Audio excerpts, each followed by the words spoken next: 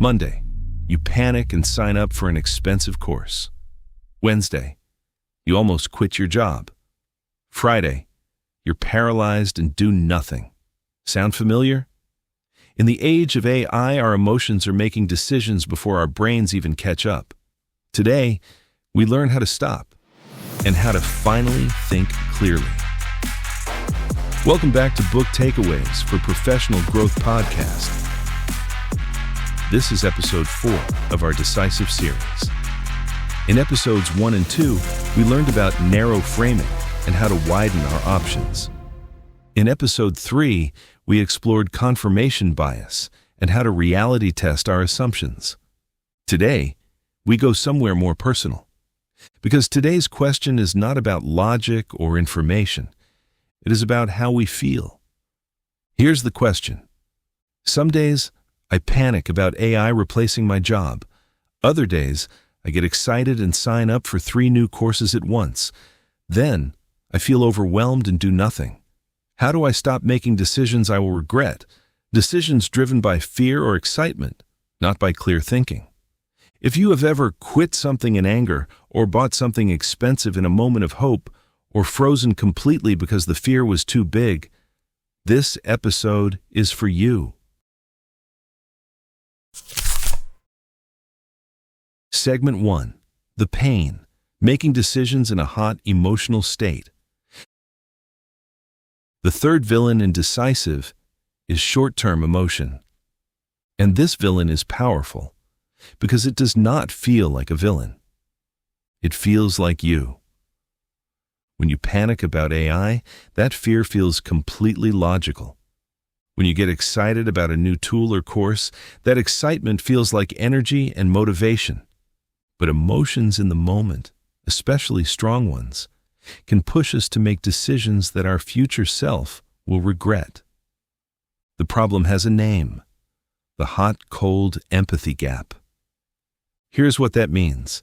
When we are in a hot emotional state, anxious, angry, excited, afraid, we literally cannot accurately imagine how we will think and feel once the emotion passes. So we make decisions as if the intensity will last forever. Psychologist George Lowenstein, who coined this term, found that people in a calm, cold state consistently underestimate how powerfully emotions will drive their choices when they are hot. And the reverse is just as true. When we are in the grip of a hot state, we cannot picture that we will ever feel calm again. Think about what that means for career decisions. You read a headline at 11 p.m. AI will eliminate 40% of white-collar jobs by 2027. Your chest tightens, your mind races. And in that hot, anxious state, you sign up for a course, message a recruiter, or start drafting a resignation letter. Because doing something feels better than sitting with the fear. But that action is not coming from your goals. It is coming from your nervous system. And AI has made this far worse for a very specific reason. The entire attention economy is built on triggering hot states. Every headline, every notification, every viral post is engineered, often using AI itself, to produce a strong emotional reaction: fear, urgency, FOMO, outrage, excitement. Strong emotions make you stop scrolling, click, and react. The result is that many professionals are now living in a near-permanent hot state when it comes to their careers. We are not making decisions from a place of clarity. We are making them from a place of continuous emotional activation. And when every week brings a new model, a new warning, a new guru saying something contradictory, the hot state never gets a chance to cool down. That is the deeper danger of short-term emotion in the age of AI. It is not just that you occasionally make an impulsive choice. It is that the impulsive state has become your baseline. The third step of RAP, attain distance, is how we fix that.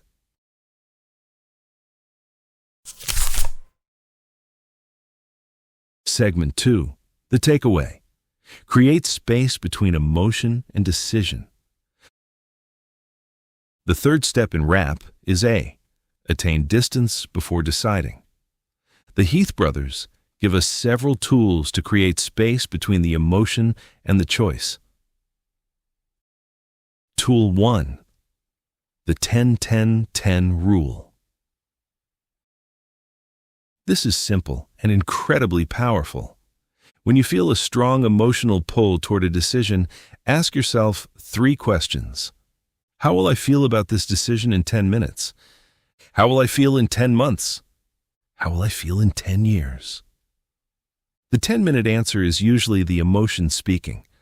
The 10-month answer starts to show real consequences. The 10-year answer reveals what actually matters. Let me give you an example. You read a scary article about AI replacing your role. Your 10-minute reaction, I need to quit right now and retrain completely to an AI-safe industry. Your 10-month view, if I quit without a plan, I could be in financial trouble and more anxious than before. Your 10-year view, what I really need is a clear professional identity, one that grows with change, not one that runs from it. The 10-10-10 rule does not stop you from acting. It stops you from acting recklessly in the heat of the moment. Tool 2. The values check. Ask yourself, does this decision connect to what I actually care about, or does it just reduce my anxiety today? Fear says, do something now, anything, to feel safe. Values say, does this move bring me closer to the life I want to build? Sometimes, those 2 answers are the same. And then, act with confidence. But often they are different, and that difference is important information. This idea of anchoring decisions to deeply held values rather than to the emotion of the moment is one of the oldest principles of clear thinking. Marcus Aurelius wrote about this same challenge nearly 2,000 years ago: how to act deliberately and purposefully when the world around you is moving fast and your emotions are pulling hard in every direction. If you want to explore that connection more deeply, we have a dedicated episode on exactly this, Marcus Aurelius on decision-making, and it pairs remarkably well with what we are covering today. The link is in the description below. I will also add a card that you can click on the upper right part of the screen now. Tool 3. The friend test. Imagine a close friend, someone you genuinely respect, is facing exactly your situation. Same role, same industry, same anxiety about AI, and the same difficult decision on the table. What advice would you give them? Notice something. You probably would not tell them to panic. You would not tell them to quit impulsively or spend a large sum of money on a course just to feel less afraid. You would tell them to slow down, to think about what they actually want, to take one small step and see what they learn. Why are we so much wiser for others than for ourselves? Because when it is someone else's problem, we are not in a hot state. We are not flooded with our own fear or self-doubt. We have natural distance, and that distance lets our real judgment come through. The friend test is a deliberate way to borrow that distance for yourself.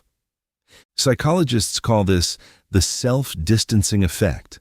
Research by Ethan Cross at the University of Michigan found that when people reason about their own problems as if they were advising a friend, using their own name, speaking in the third person, their anxiety drops, their decision quality improves, and they feel less emotionally overwhelmed.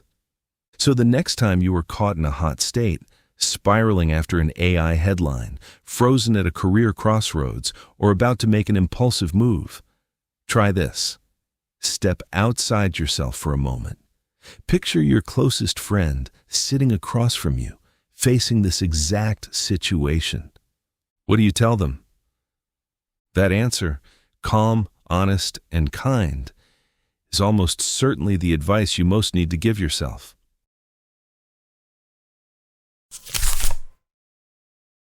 Segment 3.